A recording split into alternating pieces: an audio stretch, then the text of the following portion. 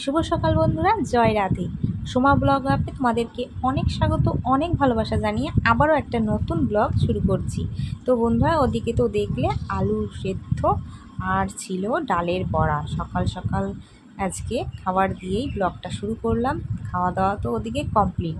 আর দেখো এদিকে আজকে একটা খুব বড় একটা কাজ, কি বলো তো বন্ধুরা, এই উনুনের যে পাইপটা দেখছো, এই পাইপটা না ভেঙে গেছে, অনেক দিন হচ্ছে।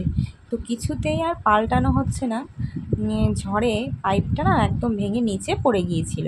তো সেই পাইপটাই আজকে লাগানো হবে। আর মা তো ভেতর থেকে কাজ করছে। আহ, তো চলো, অনেক বলে বলে বরমশাই আজকে পাইপটা এনে রেখেছে, তো সেটাই আজকে লাগাবো। মাই লাগাবে আর কি। তো চলো, আমি একটু হেল্প করব। আর কাজ করতে লিয়ার ভীষণ ভালো লাগে। আমি কাজ করছি দেখে ওর কাজ করবে, আর ঠাম্মি কাজ করছে এদিকে। আর লিয়া কি বসে থাকতে পারে? ওর জন্য লিয়াই কাজ করছে। দেখো, তো দেখো বন্ধুরা, এই যে পাইপটা অনেক দিন পর চেঞ্জ করা হলো। মানে আমি তো সেই যবে থেকে আর কি বিয়ে হয়েছে তবে থেকেই দেখেই যাচ্ছি ওই পাইপটাই ব্যবহার হচ্ছে। তবে এবার নতুন পাইপ লাগানো হচ্ছে। আর উনুনটাতে ধোঁয়াও খুব হতো ওই পাইপের সমস্যা ছিল বলে।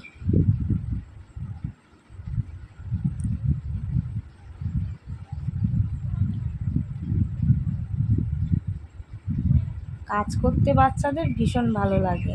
আর যখন কাজ করার মতো বয়স হবে তখন আর একটুও বললেও করবে না। দেখো কত কাজ করতে ইচ্ছে করে লিয়ার।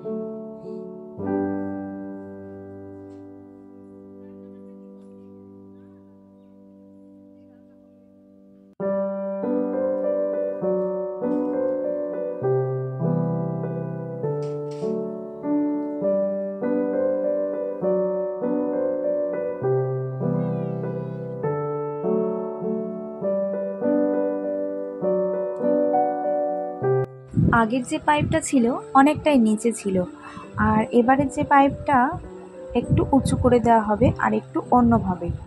তো দেখো কতটা উঁচু করে দেওয়া হচ্ছে। আর এদিকে বাঁশটা একদম নিচেতে পেরেক মারা, যার কারণে এখানে একটা কাঠ না বাঁধলে পাইপটা এভাবে উঁচুভাবে কিছুতেই থাকবে না। হয়তো আবার ঝড় হতে পারে, তখন হয়তো আবার ভেঙে যাবে।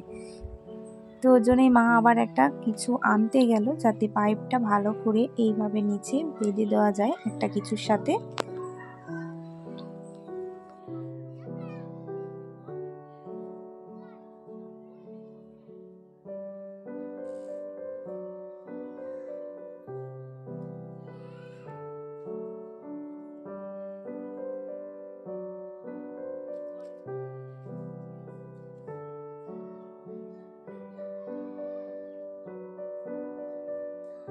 তো বন্ধুরা দেখো, মা একটা ভালো মোটা শক্ত দেখে একটা কাঠ এনেছে, তো সেটাই আর কি ভালো করে বেঁধে দিতে হবে পাইপের নিচে, না হলে কি বলো তো পাইপটা যখন তখন আর কি পড়ে যেতে পারে। আর এদিকের বাঁশটা তো নিচে একদম নিচে দেখো নিচু করে দেওয়া আছে, আর মাঝখানে পেরেক দেওয়া, ওর জন্যই আর কি বাঁশটা তো কিছুতেই আর কি ঠিক করা যাবে না। তো তার জন্যই আর কি এখন একটু তাড়াও রয়েছে, ওদিকে রান্নার সময় হয়ে এসছে। তো মা বললো এখানে একটা কাঠই বেঁধে দেওয়া যাক। তো চলো, দেখো মার বুদ্ধি আছে বলতে হবে। আমি তো ভাবছিলাম কি জানি কি করে হবে পাইপটা এখানে।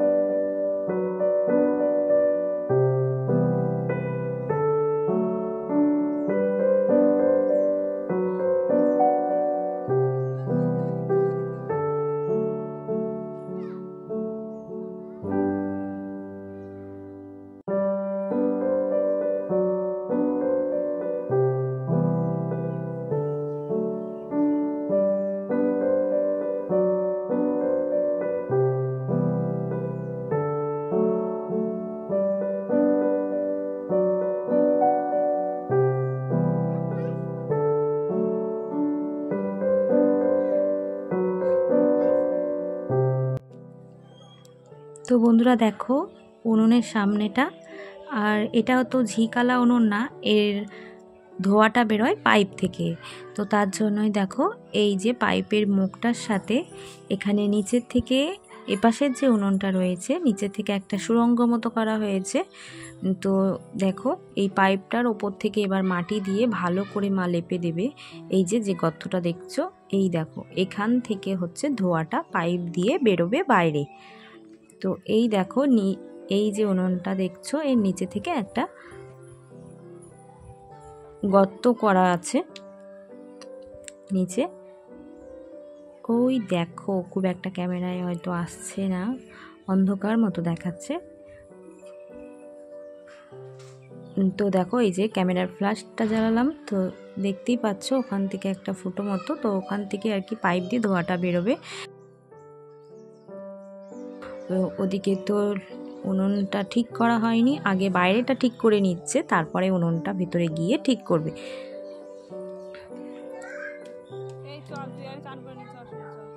দেখো এখানে পাইপের নিচে যে ফাঁকা জায়গাটা রয়েছে সেই ফাঁকা জায়গাটা ভালো করে মাটি দিয়ে ভরাট করে দিচ্ছে, না হলে পাইপটা নড়ে গিয়ে পাইপটা হয়তো ভেঙে যেতে পারে।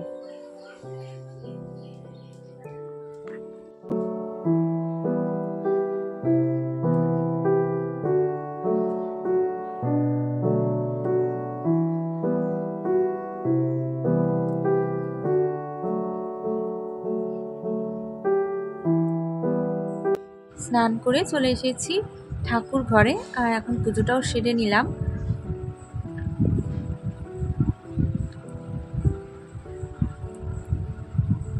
রাধে রাধে বন্ধুরা।